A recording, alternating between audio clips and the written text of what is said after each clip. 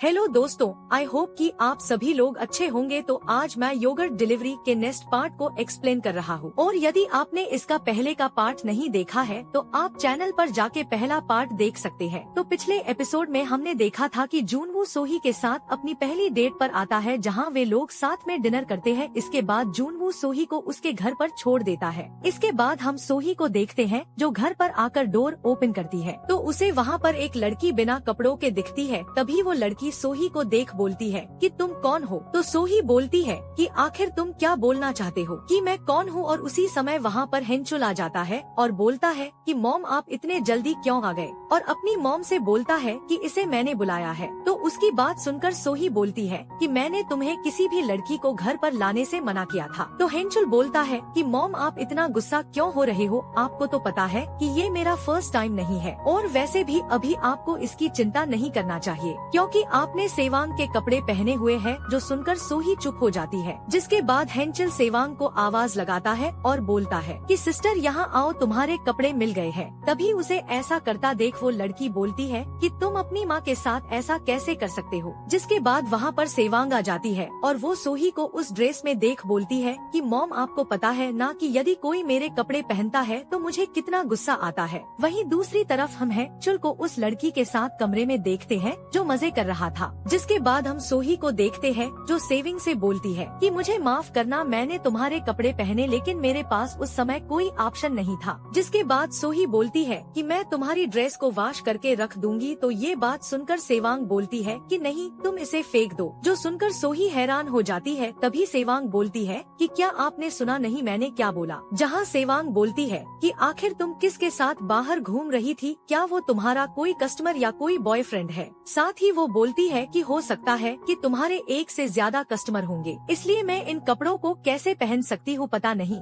किसने इन कपड़ों को टच किया होगा। जहाँ सेवांग की ये बात सुनकर सोही उसके ऊपर भड़क जाती है और बोलती है कि ये तुम क्या बकवास कर रही हो। तुम लोग बिना मेरी परमिशन के घर पर अपने फ्रेंड के साथ शराब पीते हो और अब तो तुम इस घर में लड़कियाँ भी लाने लगे। और तुम्हें क्या लगता है कि तुम्हारे मस्ती करने के बाद घर की साफ सफाई कौन करता है। वहीं दूसरी तरफ हम हेंचुल को देखते हैं जो अपनी माँ की आवाज सुनकर बोलता है कि आज तो माँ काफी गुस्से में है। जिसके बाद हम सोही को देखते हैं जो सेवांग से बोलती है कि मैं तुम दोनों से परेशान हो गई हूँ, लेकिन अब ऐसा नहीं चलेगा। जो सुनकर सेवांग बोलती है कि अच्छा तो फिर तुम इस घर से जा सकती हो, और बोलती है कि तुम हम लोगों से इतनी ही परेशान हो तो फिर हम लोगों को एक साथ नहीं रहना चाहिए। जहाँ उसकी ये बात सुनकर सोही दुखी हो जाती है। जिसके बाद वो अपने घर से बाहर आकर रोने लगती है। और तभी वहाँ पर हम जुनवू को देखते हैं जो सोही को रोता देख उसके पास आता है। जहाँ सोही बोलती है कि तुम यहाँ पर क्या कर रहे हो। तो जुनवू बोलता है कि तुम घर से बाहर क्यों आ गए। जो सुनकर सोही जुनवू के पास आकर रोने लगती है। ये देखकर जुनवू उसे संभालता है। तभी सोही उसे बताती है कि वो अपने दोनों बच्चों के कारण बहुत ही परेशान हो गई है। तो सुनकर जुनवू बोलता है कि ठीक है, तुम अब रोना बंद करो। जिसके बाद सीन शिफ्ट होता है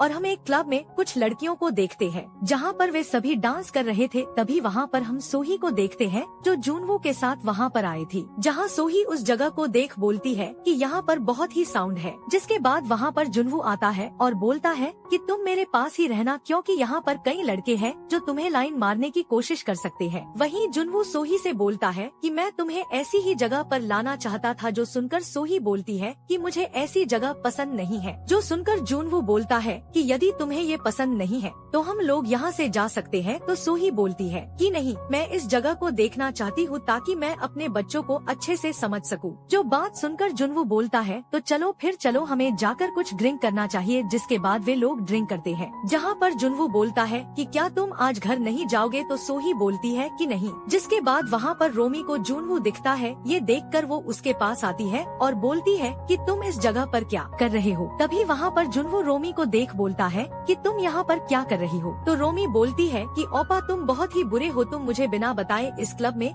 कैसे आ सकते हो। तभी रोमी जुनवू के साथ सोही को देखती है। जो देखकर वो उससे पूछती है कि तुम्हारे पीछे ये लड़की कौन है और क्या तुमने ड्रिंक करी है। तो जुनवू उसकी बात सुनकर शांत हो जाता है। जिसके बाद सोही जुनवू से पूछती है कि ये लड़की कौन है। तो जुनवू बोलता है कि मेरे कॉलेज की फ्रेंड है। जहाँ जुनवू की ये बात सुनकर रोमी जुनवू के करीब आ जाती है और बोलती है कि मैं इसकी गर्लफ्रेंड हूँ और हम लोगों ने अभी अभी डेटिंग करना स्टार्ट किया है। जहाँ ये बात सुनकर जुनवू हैरान हो जाता है और बोलता है कि ये तुम ये क्या बकवास कर रही हो। वहीं यहाँ पर जुनवू सोही से बोलता है कि हमारे बीच ऐसा कुछ नहीं है। जिसके बाद रोमी बोलती है कि वैसे तुम कौन हो, तो सोही उसे बोलती है कि हम लोग बस एक दूसरे को जानते हैं और हमारे बीच कोई खास रिलेशनशिप नहीं है। जिसके बाद सोही जुनवू से बोलती है कि मैं अब चलती हूँ, हम लोग नेक्स्ट टाइम मिलेंगे। ये बोलकर वो वहाँ से चले जाती है, जहाँ पर जुनवू उसे देखता ही रह जाता है। जहाँ रोमी जुनवू को देख उसे पकड़कर किस कर देती है और बोलती है कि मैं यहाँ पर एक फ्रेंड की बर्थडे पार्टी में आई थी, लेकिन उन लोगों ने मुझे अकेला छोड़ दिया है। अच्छा हुआ कि तुम मुझे मिल गए, क्योंकि मैं यहाँ पर अकेला फील कर रही थी। जिसके बाद रोमी जुनवू से बोलती है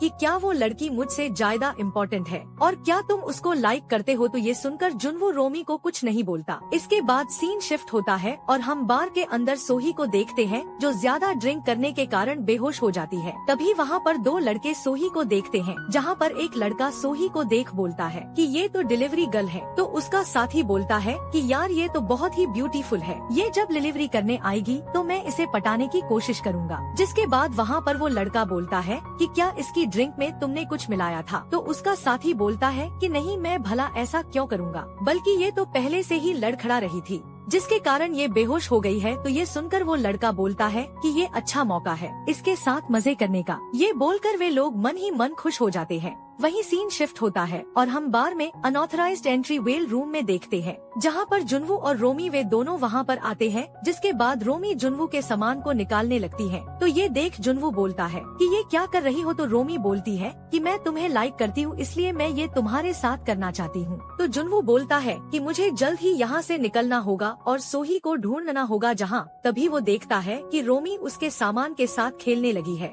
जिसके बाद रोमी जुनवू से बोलती है कि देखो तुम मेरा फर्स्ट लव हो, इसलिए। ये बोलकर वो अपने लोअर एरिया के कपड़े निकालने लगती है, जो देखकर जुनवू का मुंह खुला का खुला रह जाता है। वही सीन शिफ्ट होता है और हम उन दोनों लड़कों को देखते हैं, जहां उन लोगों ने सोही को एक रूम में लाया था, जहां पर वे लोग उसके सारे कपड़े निकल देते हैं। जिसके बाद वहां पर एक लड़का बोलता है कि ये तो बहुत ही ब्यूटीफुल है। तो उसका साथी बोलता है कि चलो किसी के आने से पहले हम अपना काम खत्म कर लेते हैं। तो उसका साथी बोलता है कि मैं ये काम पहले करूँगा। ये बोलकर वो सोही को किस करने लगता है, लेकिन सडनली वहाँ पर जुनवू गेट ओपन करके अंदर आ जाता है, जहाँ उसे देख वे दोनों लोग डर जाते हैं। जिसके बाद हम फ्लैशबैक में जुनवू और रोमी को देखते हैं, जहाँ पर जुनवू बोलता है कि रोमी मुझे मेरे पहले सेमेस्टर में मिली थी, जिसके बाद से हम दोनों बेस्ट फ्रेंड बन गए और मैंने उसे हमेशा से एक फ्रेंड की तरह ट्रीट किया है, लेकिन मुझे यकीन नहीं हो रहा कि मैं आज उसके साथ ये सब कर रहा हूँ। जिसके बाद हम रोमी को देखते हैं, जो जुनवू के साथ मजे करने लगती है, जो देखकर जुनवू बोलता है कि क्या उसे ये करना चाहिए या नहीं। लेकिन यहाँ पर तो रोमी को कोई प्रॉब्लम नहीं होती।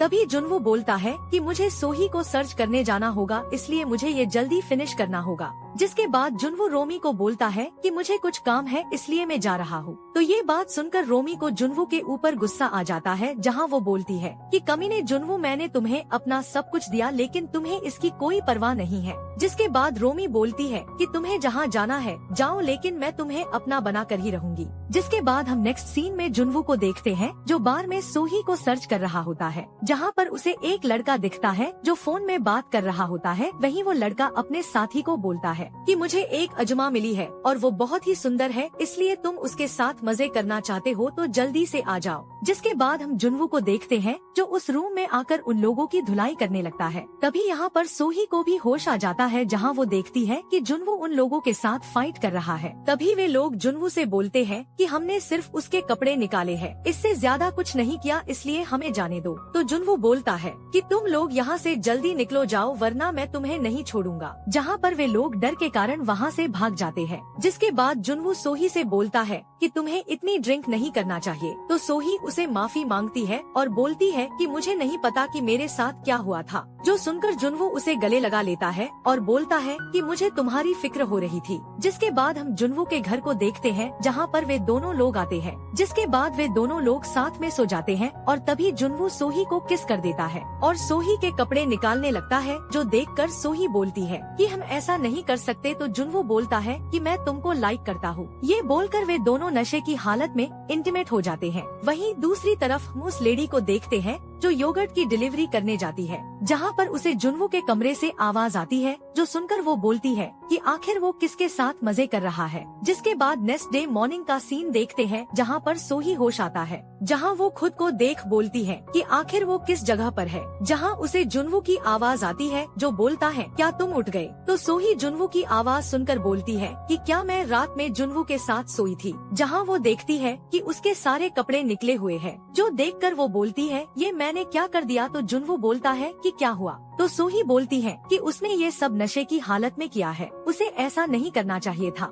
जिसके बाद सोही जुन्वू के साथ अपने घर पर जाती है, जहाँ सोही बोलती है कि तुम मुझे बाहर ही छोड़ दो। और उसी समय वहाँ पर सेवांग आ जाती है, जो उन दोनों को साथ में देख बोलती है कि आखिर तुम दोनों लोग एक साथ क्या कर रहे हो। तो सेवांग को वहाँ पर देख वे दोनों लोग हैरान हो जाते हैं। तभी सोही बहाना बनाते हुए बोलती है कि हम लोग आते समय रास्ते में टकरा गए थे। जहाँ पर ये बात सुनकर जुन्वू बोलता है कि नहीं, हम दोनों लोग एक साथ रात में सोए थे। जो बात सुनकर सेवांग का दिमाग खराब हो जाता है और वो बोलती है कि ये तुम क्या बोल रहे हो, क्या तुम दोनों ने साथ में कुछ किया है। तो जुन्वू बोलता है कि हाँ, लेकिन तुम्हें इसमें क्या प्रॉब्लम है। जहाँ उसकी ये बात सुनकर सेवांग को उसके ऊपर बहुत ज्यादा गुस्सा आता है, जो देखकर जुन्वू बोलता है कि देखो मैं और अंजुमा हम दोनों एक दूसरे के काफी करीब आ गए हैं। जहाँ पर ये बात सुनकर सोही हैरान हो जाती है। वहीं इसके बाद हम हेंचुल को देखते हैं, जहाँ वो एक लड़की की ठुकाई कर रहा होता है। वहीं दूसरी तरफ हम सोही को देखते हैं, जो सेवांग से बात करने की कोशिश करती है, लेकिन सेवांग उसकी बात नहीं सुनती और डोर बंद कर देती है। जिसके बाद हेंचुल अपने कमरे से बाहर निकलता है और वो अपनी मॉम को देखता है और बोलता है कि अब क्या हो गया। जो सुनकर सोही उसे कुछ नहीं बोलती।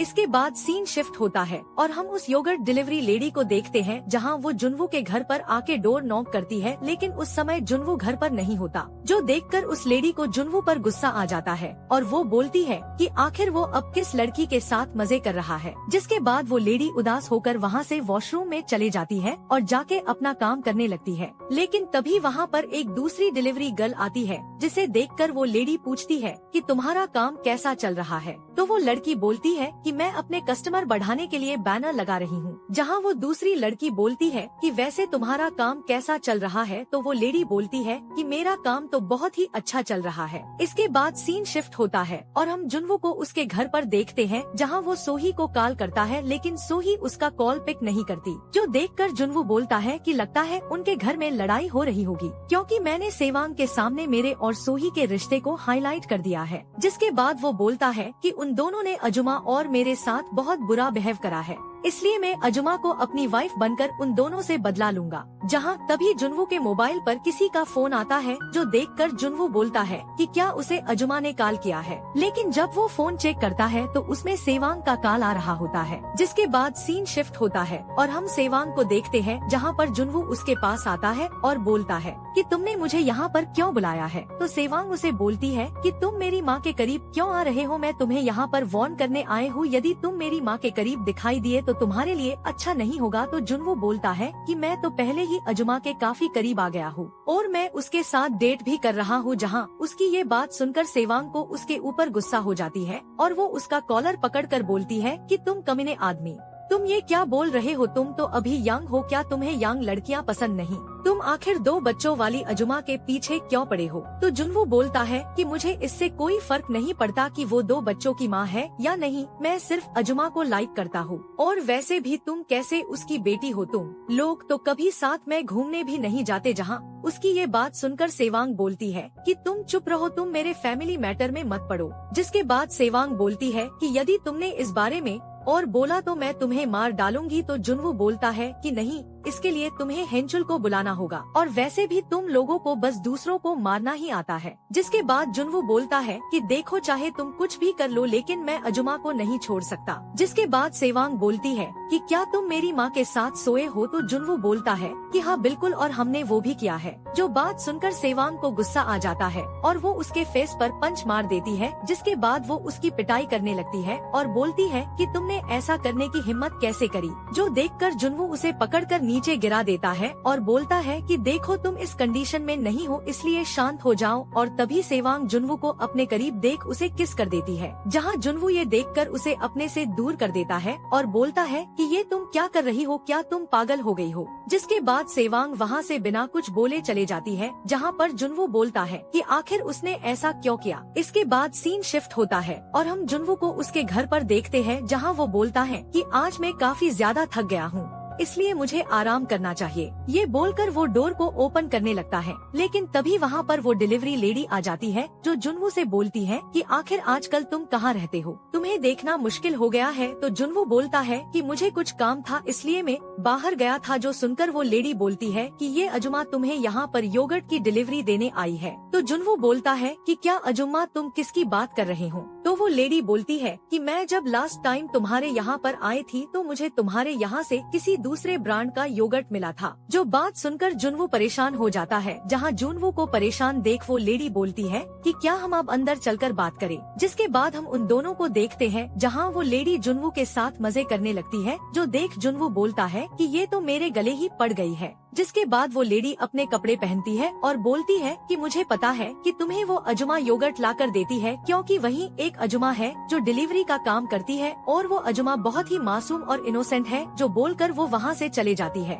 जिसके बाद जुनवू बोलता है कि उसके साथ ये सब उस अजुमा के कारण ही हो रहा है। इसके बाद सीन शिफ्ट होता है और हम सोही को उसके घर पर देखते हैं, जहाँ पर सोही काम पर जा रही होती है, लेकिन तभी सेवांग उसके सामान को पकड़कर फेंक देती है। जो देखकर सोही बोलती है कि ये तुम क्या कर रही हो। तो सेवांग बोलती है कि क्या तुमको नहीं पता कि तुम क्या कर रहे हो। जहाँ वो बोलती है कि तुम अपनी डिलीवरी की जॉब छोड़ दो, क्योंकि उस कमाने जुनवू को लगता है कि वो तुम्हारे करीब आ गया है, इसलिए तुम ये काम मत करो। जो सुनकर सोही बोलती है कि नहीं, मैं ऐसा नहीं कर सकती हूँ। जो सुनकर सेवांग बोलती है कि मुझे तुमको अपनी मॉम कहने में शर्म आ रही है। तो सोही बोलती है कि तुम अपनी मॉम के बारे में ऐसा कैसे बोल सकती हो। वहीं दूसरी तरफ हम हेंचुल को देखते हैं, जो बाहर से उन दोनों की बातें सुन रहा था, जहां वो बोलता है कि मैं उस कमाने जुनवू को आज नहीं छोड़ूंगा। जिसके बाद सीन शिफ्ट होता है और हम जुनवू के फ्रेंड योजू को उसके घर पर देखते हैं, जहां वो पीसी पर बैठकर वही वाली मूवी देख रहा था। तभी उसके घर पर हेंचुल आता है, जो देखकर योजू की हालत खराब हो जाती है। जहां हेंचुल बोलता है कि क्या बात है, तुम आलसी कहीं के, तुम अभी भी ये सब देखते हो। तो योजू बोलता है कि तुम यहाँ पर क्यों आए हो। तो हेंचुल बोलता है कि मैंने कुछ अफवाहें सुनी है कि जो डिलीवरी लेडी है वो एक स्पेशल सर्विस भी देती है। जहां वो बोलता है कि वैसे इस बात पर विश्वास करना थोड़ा मुश्किल है, लेकिन मेरी मॉम भी योगर्ट डिलीवरी करती है और वो जुनवू मेरी मॉम पर ड्रूलिंग कर रहा है, इसलिए मैं तुमसे पूछना चाहता हूँ कि क्या तुमने जुनवू को इस अफवाह के बारे में बताया है। तो योजू बोलता है कि मुझे इसके बारे में नहीं पता, इसलिए मैं इसे कैसे जुनवू को बता सकता हूँ। तो हेंचुल बोलता है क्योंकि तुमने कुछ टाइम पहले एक पोस्ट किया था जिसमें तुमने इस अफवाह के बारे में लिखा था, इसलिए तुम मुझे सच सच बताओ। जो बात सुनकर योजू के पसीने छूटने लगते हैं, जहां वो बोलता है कि नहीं, मैं कसम खाता हूँ मैंने ये बात जुनवू को नहीं बताई। जहां उसकी ये बात सुनकर हेंचुल बोलता है कि ठीक है, यदि तुम पीटना नहीं चाहते तो मुझे जुनवू के घर का पता बताओ। जिसके बाद हम हेंचुल को जुनवू के घर पर देखते हैं, जहां हेंचुल दरवाजा खुलते ही जुनवू को अपने लात से मारता है और बोलता है कि तुम्हें मेरी ये एंट्री कैसी लगी। जिसके बाद वो बोलता है कि तुम्हें तो पता ही होगा कि मैं यहाँ पर क्यों आया हूँ। ये बोलकर वो जुनवू की पिटाई करने लगता है, जिसके बाद वो वहाँ से चले जाता है। और इसी के साथ ये एपिसोड एंड हो जाता है। यदि आपको इसका नेक्स्ट पार्ट देखना है तो आप मुझे कमेंट करें।